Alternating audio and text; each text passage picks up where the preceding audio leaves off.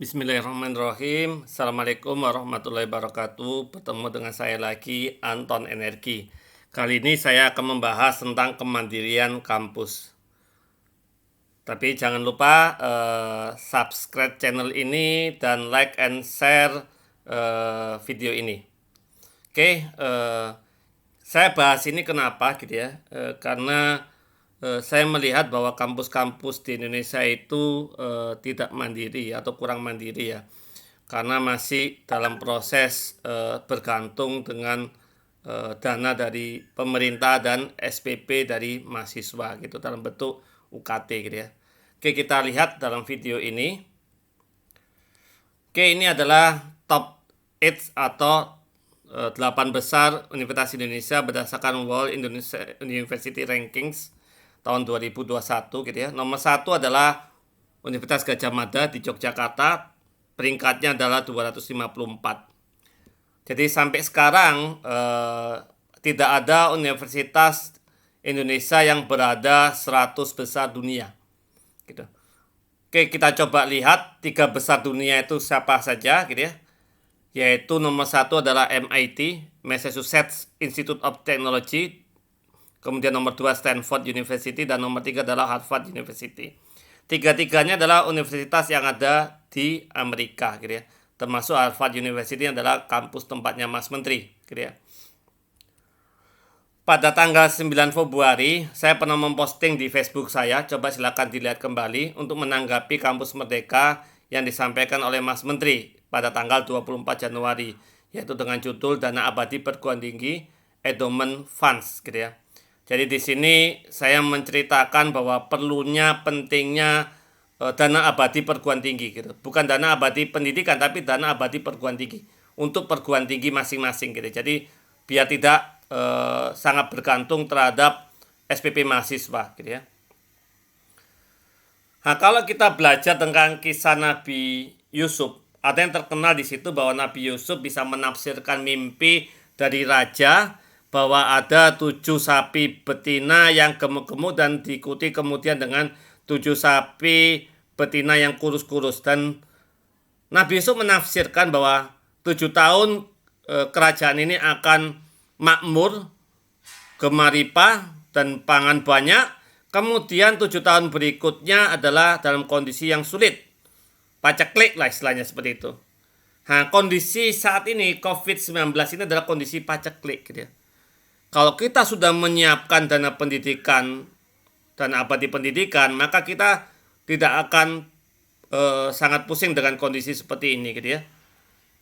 Nah, inilah dana abadi pendidikan oleh universitas yang tadi saya sebutkan, yaitu 3 besar, yaitu seperti Harvard, Stanford, sama MIT gitu ya.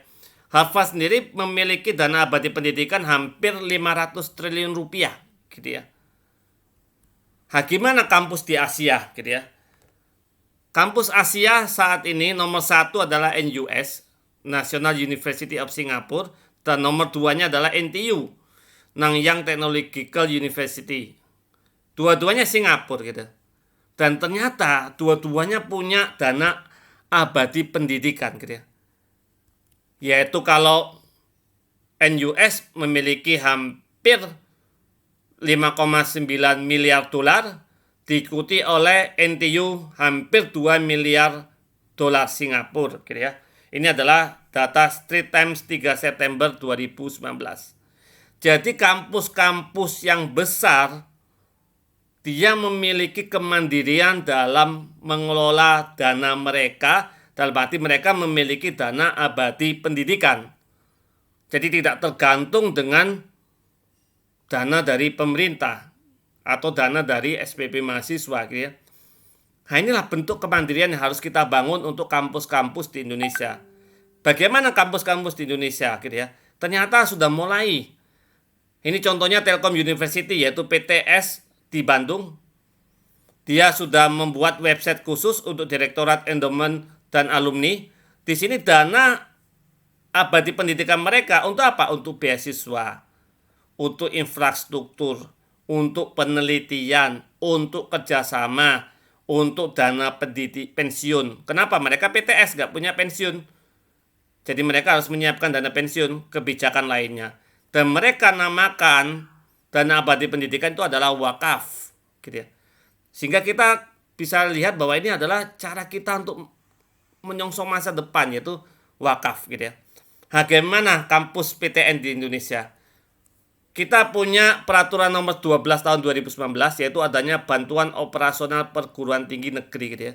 Jadi bantuan operasional, namanya bantuan, jadi diberikan, gitu ya, bukan utama, gitu ya. Tetapi pemerintah tidak punya blueprint atau tidak punya rancangan jangka panjang sampai kapan bantuan ini diberikan, gitu ya. Harusnya jelas, katakanlah di target ada sekian, gitu ya. Dalam rentang waktu sekian, Anda setelah itu tidak mendapatkan bantuan lagi, harus mandiri. Hari ini saya memberikan suatu gambaran, gitu ya, bahwa Kemendikbud harus punya prototipe, katakan 5 atau 10 kampus, gitu ya. Dalam waktu 10 tahun dia tidak mendapatkan dana lagi, dan dana itu bisa dialihkan untuk dana perguruan tinggi yang lainnya yang belum mandiri, gitu ya. Sehingga akan bergulir, gitu ya. Contoh misalnya dana untuk perguruan tinggi A, tahun pertama dia dapat 500 miliar, tetapi tahun ke-10 dia hanya dapat 50 miliar, turun.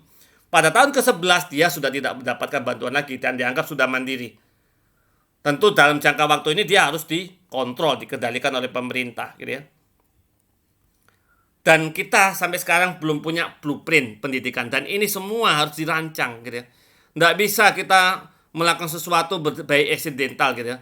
Sudah ada undang-undang pendidikan, kemudian ada pendidikan tinggi juga ada, kemudian kita harus punya blueprint.